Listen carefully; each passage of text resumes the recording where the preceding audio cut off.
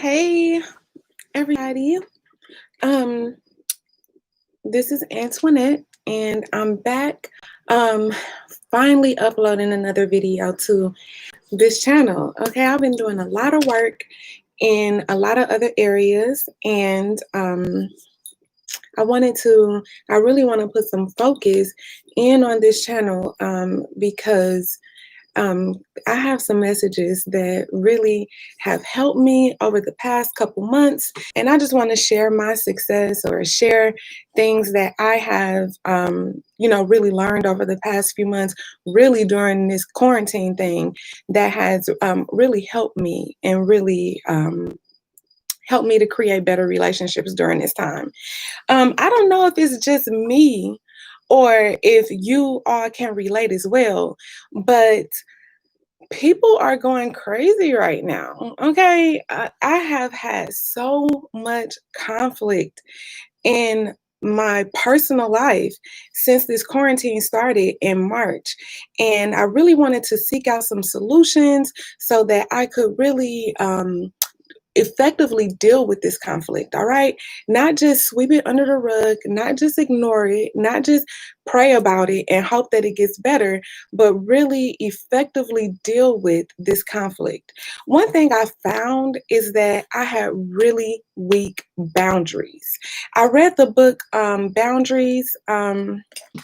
I'll put the image as the thumbnail, but there is this author. Let me find my book right quick. Okay, I'll put the picture up there, but this book was written by Dr. Henry Cloud and Dr. John Townsend, and the title of the book is Boundaries. All right, and what's so cool about this series is that there are different sections or different iterations of this book where they teach you or lead you through a process of creating boundaries in every facet of your life, in romantic relationships, in familiar relationships, in relationships with coworkers, just all around the board. I've really found that the lack of boundaries has really been the reason why I have had so much conflict with people that are close to me. We know that people that are close to us really don't have an incentive to like be good to us, right? If they are having a bad day or things aren't going well for them, they generally take those emotions out on people that are closest to them. And you may even be guilty of this yourself. But if you are surrounded by people that, or you feel like you are always getting like the short end of the stick, or, having these, tense relationships with friends and family, a lack of boundaries or weak boundaries could really be the issue. All right. So I wanted to just come in and make a quick little video. I might have to do a part two because distractions. Okay. But here we go. Mommy, So I took a shower. very good. Let me put it on mute.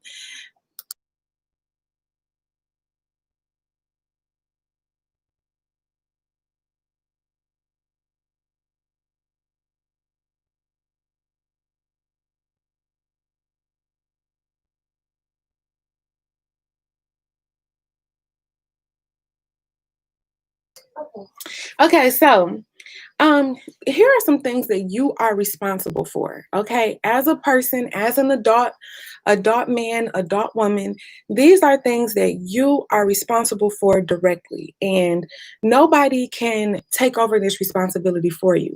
This is kind of the tuition that we pay to exist in the world that we live in. You are responsible for these things. The responsibility cannot be shifted to another person. It is you that is responsible, and you got to handle it. You got to handle it. All right. So You are responsible for your own feelings, okay? I know a lot of times we say that people make you feel bad or people made you feel a certain way, and their actions towards you or mistreatment of you can definitely impact you. But you have to give them permission to make you feel any kind of way. So if you are feeling unhappy or sad or unwanted or alienated, these are all indications that you have given your power over to those people that don't want to act right. And you need to take your own power back and understand that you are in control of your own emotions, and no one has the power to make you feel a certain way without your own permission. All right. So, first, remember that first and foremost, if a person is making you feel bad or making you feel a certain way, it's because you have given them permission to do that, and to make you feel that way. Um, so intuition is something, and I think I'll do another video on intuition after I finish this video. But intuition is something that most of us overlook. You know, it's that gut feeling. It's that nagging thought in your mind that of something that you know to be true, but you might not want to accept it. You know, that intuition is your first line of defense. Your intuition protects you from dangerous situations, and intuition is something that is innate in all of us. So if you feel like you don't know know what intuition is, or you don't know how to rely or depend on your intuition, in my next video, I'm going to share some tips and pointers to as to how you can develop your intuition and really begin to believe in your intuition. All right, you have that intuition for a reason, and it's there to protect you from potential hurt. Okay, um, you know, women are so like intuitive. You know, they say we have that feminine intuition, and a lot of us do. However, a lot of us second guess ourselves. A lot of us allow people to talk us out of things or into situations that our intuition is just screaming, you know, stay away from. We go right into it head first. Okay. So intuition is very important. Make sure that your feelings are rooted in your intuition. Okay. Um, you are responsible for your attitude. Okay. Just because you are surrounded by a whole bunch of negative Nancy's does not mean that you have permission or you have the right to, in turn, be negative to other people. And that's one of the things that really makes developing the boundaries and actually applying those boundaries so beneficial and so rewarding, because you know that you are entering interactions or relationships or conversations or engagements with people from a whole and healthy place. You know this because you know that you are in control of your attitude. Okay, you know that what another person does, or how another person wants to make you feel, or the situation that another person wants to create, is not what you have to accept. All right, you know that, you understand that, and you in turn give other people what you feel they deserve. Not what you've been giving yourself, but what you feel other people deserve. All right. This is really an opportunity to, quote unquote, be the bigger person. You are being the bigger person here when you are able to separate yourself from those negative Nancy's and kind of how they operate, and remain in your integrity and continue to deal with other people through that self-actualization. Okay. You are responsible for your behavior and choices. Okay. Just because a person can dance on your last nerve or disrespect you to the point where you are enraged does not mean that um, are you have the permission. I keep using that word. You have the permission, or you are allowed to act out in a negative way. Like, you're not you don't get that permission. You don't get that authority just because another person is doing it. All right. You are responsible for your values, for what you love and what you give importance to. Okay. You are responsible for establishing your limits. Um, and a limit is another word for boundaries. Okay, what are you going to tolerate? What are you going to accept? What are you going to allow? You are responsible for determining all of this. A lot of times we don't know what our limits are. We don't know how to establish those effective boundaries because we don't take time to really get to know ourselves. And I'll say that we don't take time to really get to know ourselves because so many of us um, are not familiar with our own intuition. And your intuition has been with you since birth. And a lot of us don't know how to tap into our own intuition because we have not taken the time to really go within ourselves. We have allowed people around us, conversations, desires, and all of this stuff to dictate how we see things, how we move, and how we operate. But we haven't given ourselves the chance to really go within and determine what it is that you want, okay? What it is that you want to have out of life, the life that you want to create for yourself and the future that you want to have for yourself. A lot of us don't give a lot of thought to that because we leave it up to other people to tell us or to lead us where they want us to go. And a lot of times when that happens, we end up becoming serving a servant to that person because we all know that the first law of human nature is self-preservation. So people are going to put themselves first, and if they can use you to do whatever, then they will do that. All right, it's up to you to be able to see what's going on and to be able to know yourself enough to feel confident and comfortable and secure enough within yourself to say that you don't want that or you won't tolerate that. All right. And then you are responsible for your thoughts.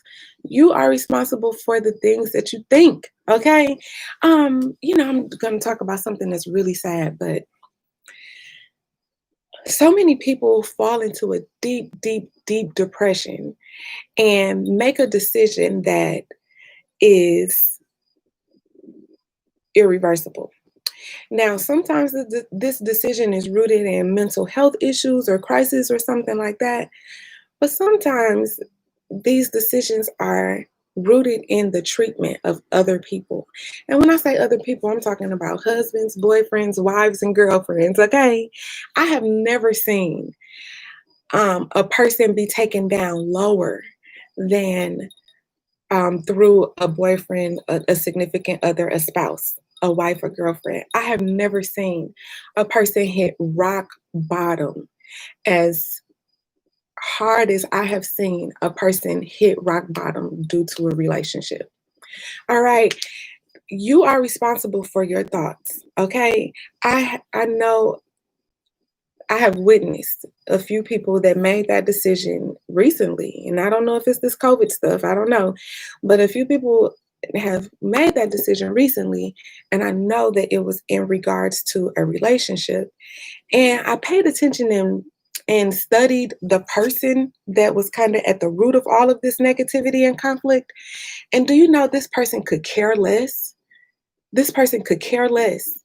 Now, the girl I know was, laying in her final resting place, okay? And this person, quote unquote, mourned, but they didn't even so much as change their Facebook picture, their profile picture, to a remembrance of this young lady. And this young lady had been so just wrapped up into this guy and his actions and all of this stuff that he was doing just really tore her apart. And she made the decision that she made for a guy who wouldn't even change his profile picture for her. Just think about that.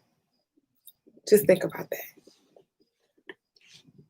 Making permanent decisions for people who wouldn't even give you a tissue, wouldn't even look your way. You are responsible for your thoughts. You are responsible for your thoughts. You are responsible for your thoughts. Whether they be positive thoughts, negative thoughts, you are the one responsible for that. All right. Don't give anybody else the power over your mind, over your thoughts that will cause you to make decisions or partake in things that you know are not uplifting for your greater good. Okay. Um, okay.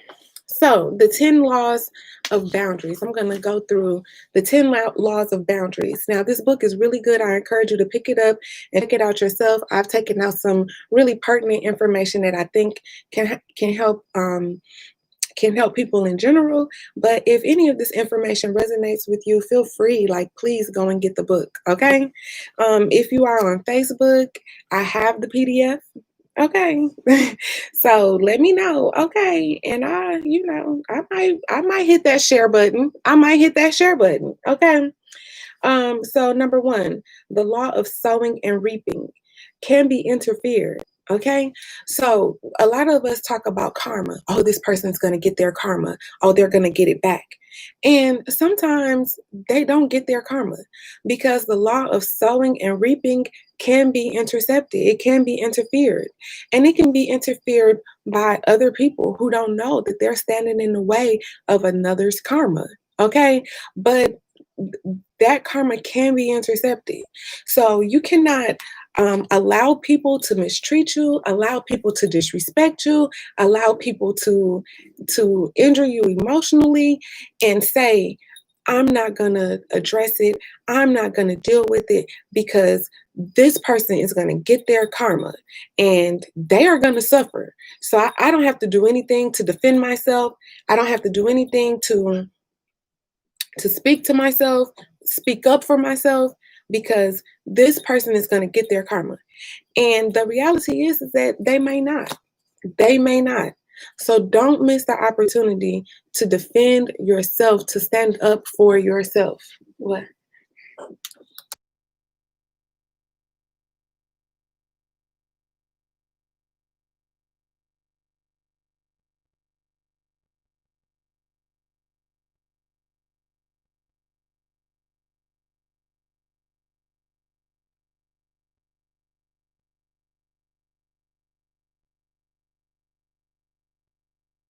Um, this is Miss Carrington. Okay. So she wanted to be in the video. So I guess she in the video. Okay. So here we go. Um, so don't hesitate to handle your own business. Come up, son, because you gonna knock the thing over. You know it's not strong, girl. Okay. So don't hesitate to. Okay, so don't hesitate to defend yourself, to stand up for yourself, to in the moment say, That one. excuse me.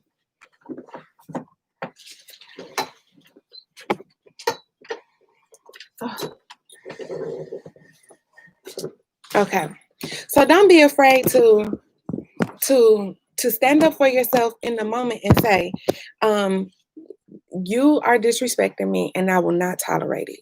Don't wait for karma to come back around and serve this person up their revenge code. Like, don't do that. All right. If you are disrespected in the moment, gather yourself, gather your thoughts, and speak about it.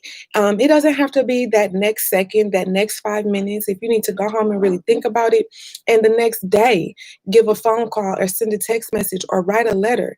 But you have to stand up for yourself and acknowledge to the person that is offending you that they are offending you. Okay. One of the tenets in creating effective boundaries is actually um is actually saying is actually letting people know who overstep their boundaries, is actually letting them know that they are overstepping boundaries, is actually letting them know that they are offending you, is actually letting them know that they have hurt you.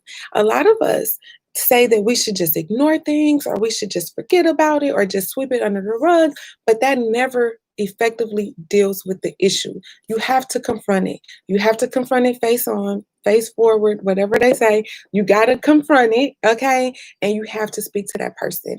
Part of creating strong and effective boundaries is communicating to people what is acceptable to you and what is not acceptable to you, all right? And if you ignore disrespect, if you allow people to get away with things, then you are not teaching them how to treat you. You are letting them believe that whatever they give to you, you will accept. All right. So it's really important that in terms of establishing and creating these boundaries, that you let people know if their actions or behavior, have affected you in a negative way. Number two,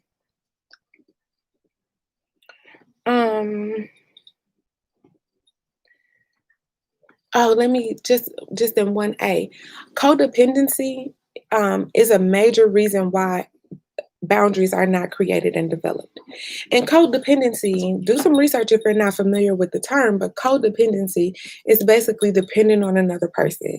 If you feel like you can't be single, or you feel like you have to have somebody to go to the lunchroom with you, or you feel like you have to keep being friends or allowing these negative interactions with this person because you don't have other friends, or you really like their company, or they're popular and they have expose you to a different circle, and you allow those things to manifest, then you are effectively disrespecting yourself and effectively showing other people that not only do you not respect yourself, but it's also okay for them to not respect you.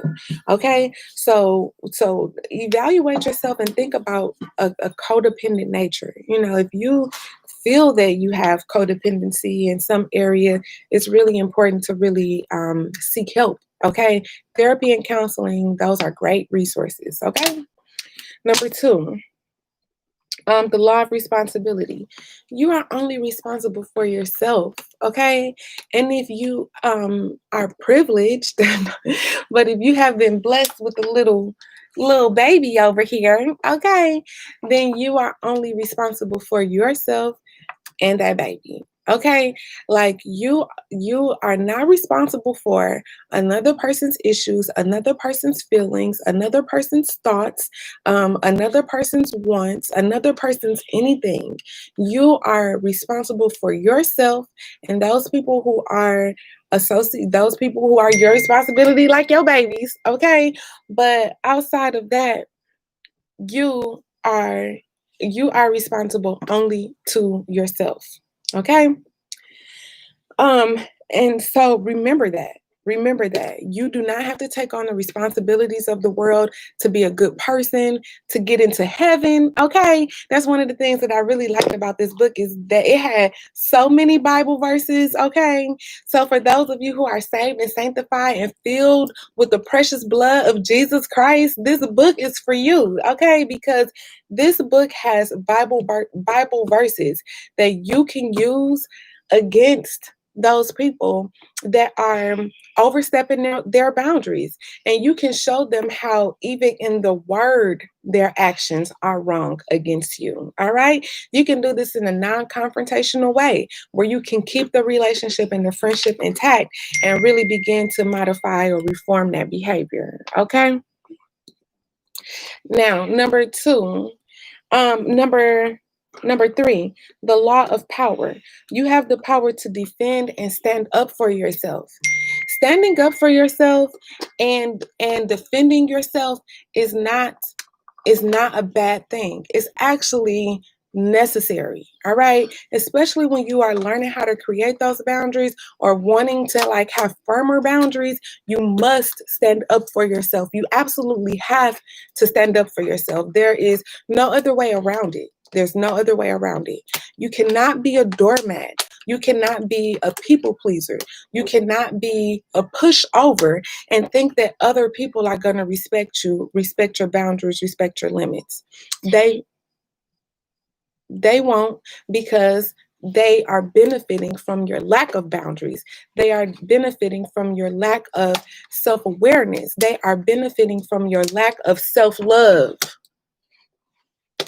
your lack of self-love that will allow you to be subjected to another person's negative treatment, words, thoughts, deeds, actions, all of that stuff. All right.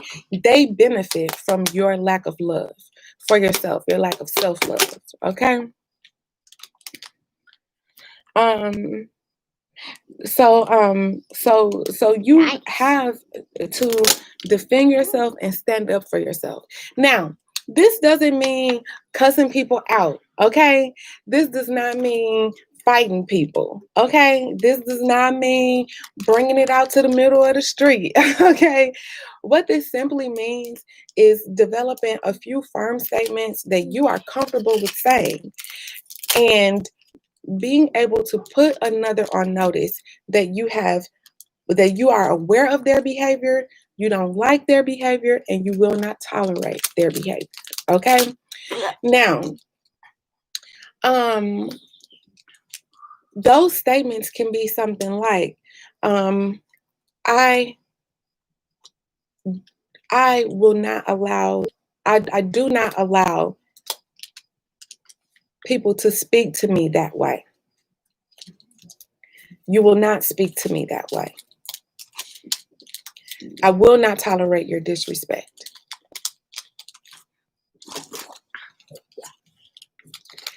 If this conversation cannot be amicable, we will not have it.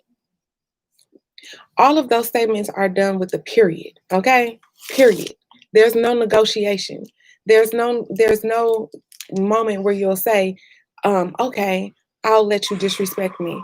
Okay, I'll tolerate your dismissiveness of me. Okay, like there's no room for that. In these statements that we make when we are defending ourselves, when we are standing up for ourselves, they are clear, concise, and they are non-negotiable. All right, I will not accept your disrespect. I will not tolerate that behavior.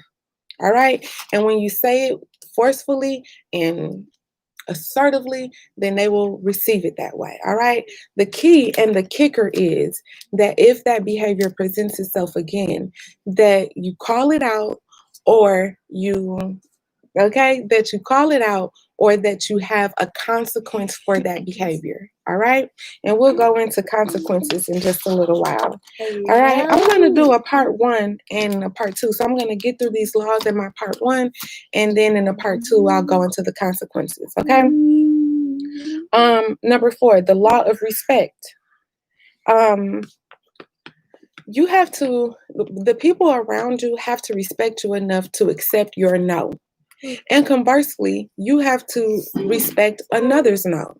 So if a person is asking you, for example, to loan them $50, and you have the $50, but you just don't want to loan the $50, and you tell them, no, I don't have the 50. If they say, come on, please, can you please give me the $50, or I will do it for you, or I have done it for you, or you are so mean, or I can't believe that you're going to let me suffer. I can't believe that you are going to allow me to miss out because you won't give me this $50. All right.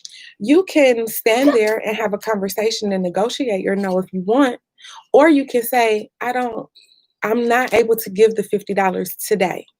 I'm so sorry. I hope that it works out for you.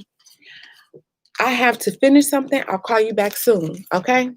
And hang up or walk away, let that be the end of the conversation. And as I say, in the next 2 days, 3 days, call that person. If it's a mother and father, a brother or sister, people that are long-term, lifelong relationships, then of course you want to call them a couple days later just to make sure that they know that it's not any hard feelings or anything. But you're not calling them to give them $50. You're not calling to participate in a guilt trip. All right. You just want to make sure that that they know that you aren't upset with them or anything like that, right? You just want to be normal. Hey, girl, how you doing, girl? Or whatever it is that y'all do, you want to go back being normal. But you want to make sure that you establish your no, and you also want to accept another person's no. When a person tells you no, like, don't try to negotiate or beg them or get them to reconsider. All right, if they say no, they say no. All right. A lot of times I really like to not even be in a position to have to ask to even have to hear a no. Okay. And in so doing that, um, I try to surround myself with people who are interested in seeing me do well. And when you are surrounded by positive people who are interested in seeing you do well, when they see you need something or know that you need something, most times they'll step right up for you because they value you and they value the relationship and they know that you have integrity and that you are not going to misuse their good faith effort towards you. All right. um, Number 5, the law of motivation. Responding to prevent the fear of or even seeking approval. Okay, the law of motivation. Okay, some people are motivated to disrespect you or overstep your boundaries because it gives them something, right? They know that you might be dependent on them. Let's talk about a romantic relationship, a spousal relationship. Your significant other could be very rude or mean or condescending to you, and they can feel that you have to tolerate this. You have to accept this because you're married or you have a home together, or you have children together, or they know that you really love them. So they know that you would be more likely to accept this disrespect, to tolerate this disrespect because of your other feelings, or to prevent them from leaving you, or to prevent yourself from losing something. All right. Um, or even to seek approval. When we talk about codependency, then seeking approval with codependency almost goes hand in hand. All right. If you are codependent on a person, you most likely are seeking the approval or validation of everybody around you. All right. So if if you are afraid to lose something, like a relationship, a friend, whatever, um, it's a dangerous situation because at that moment you can be manipulated in any direction just because the person on the opposite end knows that you don't want to lose them or you don't want to lose um, whatever that benefit is. All right. So they may overstep your boundaries or disrespect you just because they know that you won't leave, or that you are afraid of disappointing them, or you have a strong desire to be accepted. Okay. Number 6, the law of evaluation. The law of evaluation, comparing your boundaries. Now, this one is so significant for me because so many times when we feel wronged, we'll say to another person, I would never treat you like that. I would never do that to you. I would never hurt you that way. And the reality is that you guys are two different people, and you are an evolved being. Okay, you have the um, the self awareness to step back and do some self actualization. You sit down and you really think about, like, you are conscious in how you treat other people, how you speak to other people, how you make other people feel. Okay, and the person that you are interacting with might not be that type. They might not care how another person feels from their words. They might not care about taking a look within to see if they're being fair and just to other people. They might not care. So when you are standing up for yourself or reinforcing your own boundaries, creating those boundaries, you never want to align your boundary with what another person would tolerate or accept, or if they would like it. The reality is that you didn't like it. The reality is that you didn't want to experience that, and you are going to stand up for yourself and speak about it. It doesn't matter if it's fine for another person. The fact that it's not fine for you is enough to say that you don't want that to happen again. Okay, and you will not tolerate it happening again. Um, okay, your boundaries are yours and yours alone. Okay. Number 7, the law of proactivity. Don't react, plan ahead, Know your next move and be assertive. Okay? Okay. The law of proactivity. Be proactive. A lot of times when I was talking about we don't know who we are because a lot of times we don't really stop to think about what we want. We think about everybody else. And if you are a mother like me, it's so easy to fall into this trap, thinking about your babies and what's best for them or what they want or what you should do for them. But you have to first and foremost make sure that you are taken care of, that you are happy, that you are balanced. All right. So, with that being said, that means that you have to think about your life and your future and where you want to go and what you want to see and how you want to do things and like what feels good to you. You really need to delve deeply and really learn who it is that you are. All right. When you are learning to create these boundaries and establishing those boundaries. All right. You want to know like where you're going. If you don't know where you're going, then anybody can come and send you in any direction that is beneficial for them. They can send you down any path, down any way that is beneficial for them. Okay. And it's not what you want, but it's not what feels good to you. But you have not allowed yourself to become strong enough to demand what you want or to reject what you don't want, that you have just been kind of blowing in the wind like a flag. Whichever way the wind blows, you just deal with it because you don't want to lose people, you don't want to hurt people, you don't want to make people upset. Okay. Number 6. Oh no, number 7. No, I'm on number 8. Okay, number 8, the law of envy. Don't be upset with others' ambitions.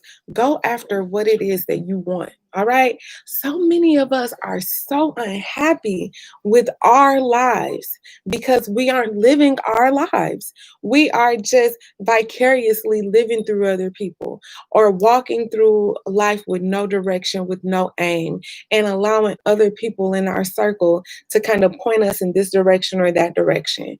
And we might be entertained, at the moment, but not fulfilled because we are not going in the direction that we want to go in. We are not, you know, doing or getting the things that we want that makes us happy. Okay. So don't be upset at another person's strength to create the life that they want for themselves, at another person's strength to stand up and defend themselves. Develop that own strength within yourself. All right. Create that own dynamic, amazing, beautiful life for yourself. Do this all for yourself. All right. And when you put yourself first, and again, it's not in a mean, nasty, or a condescending way, but when you put yourself first, you can't help but to be happy. All right, because what it takes to make you happy, what you need to be happy, you are in charge of, and you are giving that to yourself. You are allowing yourself to be happy because you are making the choices every day for that happiness to be there. Okay. Um, number 9. Oh, and a piece of envy. Envy has a direct correlation to lack.